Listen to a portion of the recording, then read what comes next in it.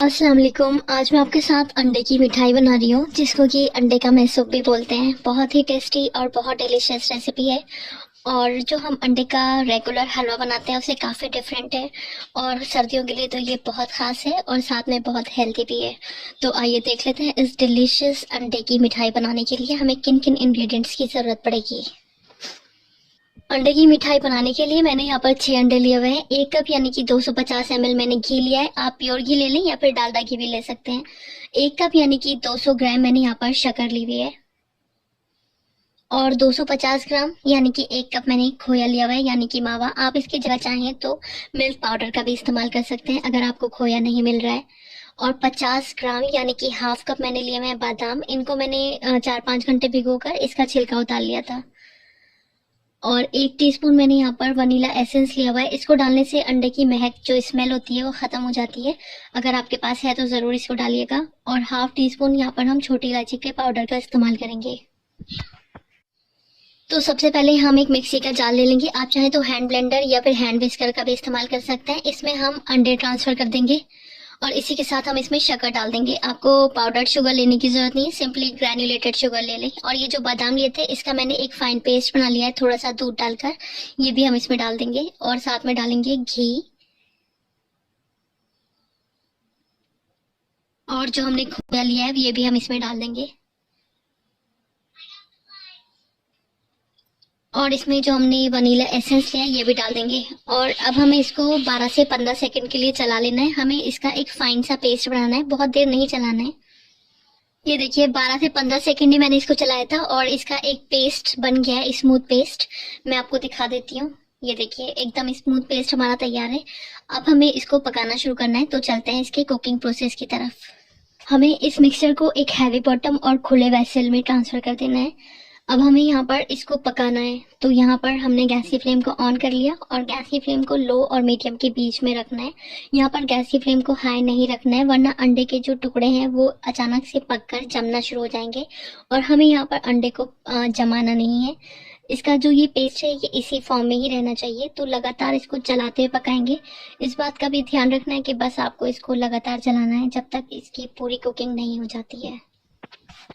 ये जो अंडे की मिठाई की रेसिपी है ये सिर्फ आपकी अटेंशन चाहती है। लगातार आप इस पर कांस्टेंट बने रहें, आपको इधर उधर नहीं जाना है और लगातार इसको स्टर करते रहना है, लगातार चलाते रहना है। तो ये देखिए अब इस मिक्सचर में उबाल आ गई है और आप देख रहे हैं मैं लगातार इसमें चम्मच चला रही हूँ। इसी तरह से चम्मच चलाना है ताकि अंडा जो है वो नीचे ना जमे और इसके टुकड़े इसमें ना बन पाए। तो इस बात का खास ध्यान रखिएगा।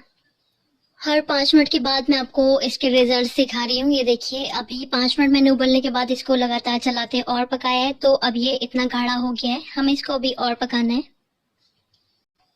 अभी इसको पकते 5 मिनट और हो गए, तो अब ये देखिए अच्छा खासा गाढ़ा हो गया और ये एक रवे की यानी कि सूजी की फॉर्म में आ गया। आप कह ही नहीं सकते कि यहाँ पे आप अंडा पका रहे हैं, क्योंकि हमने लगातार इसको स्टर करा है और इसमें घी वगैरह एडेड है। तो ये देखिए इस तरह के पेस्ट की फॉर्म में होगा, गाढ़ा सा पेस्ट।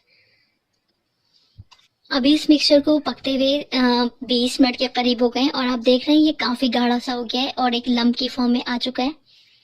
इस बात का जब आप ध्यान रखेंगे कि आप इसको लगातार चलाते रहें, तो ये देखिए ये एक स्मूथ पेस्ट की ही फॉर्म में रहेगा। ये बिल्कुल भी जमेगा नहीं, बिल्कुल इसके टुकड़े इसमें फॉर्म नहीं होंगे। और आप देख रहे हैं ये काफ़ी गाढ़ा हो चुका है। हर 5 मिनट पर मैं आपको इसके रिजल्ट दिखा रही हूँ।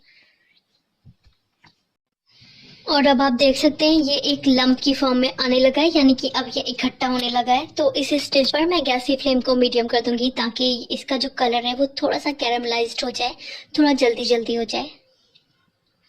तो इतना बनाने के बाद ये तो समझ में आता है कि इसको बनाना काफ़ी आसान है। इस मिठाई को बनाना बस जो भी मेहनत है वो इसको चलाने की है, इसको स्टर करने की है, क्योंकि हमें इसको कंटिन्यूअसली स्टर करना होता है। हमें यहाँ पर ब्रेक लेने का टाइम नहीं मिलता है। मैंने किया हुआ है गैस की फ्लेम को मीडियम और यहाँ पर अब हम डाल देंगे छोटी इलायची का पाउडर और इसको जब तक इसी तरह से स्टर करते हुए चलाएंगे जब तक कि ये दानेदार नहीं हो जाता है और जो घी है इसे सेपरेट नहीं होने लगता है और ये अपना कलर चेंज नहीं कर देता है। बस 8 से 10 मिनट के अंदर ऐसा हो जाएगा। तो ये देखिए 4 से 5 मिनट हुए और घी जो है इसमें से सेपरेट होने लगा है, आप देख सकते हैं। और ये काफी हद तक दानेदार हो गया है। मैं इसको थोड़ा सा और भूनूंगी ताकि इसका कलर थोड़ा सा और चेंज हो जाए।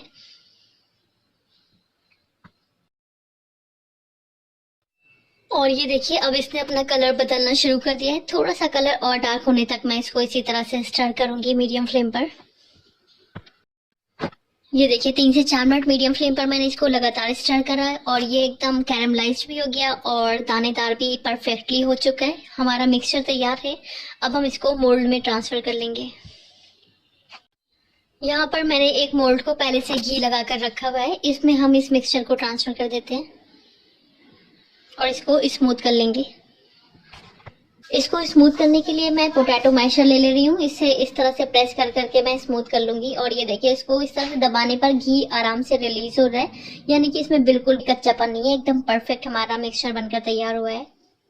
थोड़े से ड्राई फ्रूट्स डाल देंगे जिससे ये प्रेजेंटेबल लगेगा। आप पिस्ता और बादाम वगैरह यूज कर सकते हैं। इसको प्रेस कर देंगे ताकि ये भी इसमें अच्छे से सेट हो जाए। अब ये थोड़ा सेट हो गया है तो हमें इसमें इस तरह के मार्क्स लगा लेने। आप इसको रेक्टेंगुलर, स्क्वायर या फिर बर्फी शेप में काट सकते हैं। इसको मैं 2 घंटे के लिए ठंडा करूंगी, उसके बाद मैं आपको इसके रिजल्ट दिखाऊंगी। तकरीबन 2 घंटे मैंने इसको ठंडा कर लिया है रूम टेम्परेचर पर। फ्रिज में मत रखिएगा वरना घी होने की वजह से ये जम जाएगा। हमने जो निशान लगाए थे फिर से इस पर एक बार निशान लगा देंगे ताकि ये प्रोमिनेंट हो जाए। और अब मैं इसको कट करके आपको दिखाती हूँ। ये देखिए कितनी परफेक्ट हमारी अंडे की मिठाई बनी है। ये देखिए कितना परफेक्ट इसका टेक्सचर है। तो जरूर से इस टेस्टी, हेल्दी और न्यूट्रिशियस रेसिपी को इन विंटर्स में ट्राई करिए। आई एम श्योर आपको और आपकी फैमिली को बहुत पसंद आएगी। ये हेल्दी भी है, न्यूट्रिशियस भी है और टेस्टी भी है। रेसिपी पसंद आई है तो प्लीज़ इसको लाइक कर लीजिएगा, शेयर कर लीजिएगा। और मेरे चैनल पर नए आए हैं तो बिना सब्सक्राइब किए मत जाइएगा। Thank you so much for watching my video.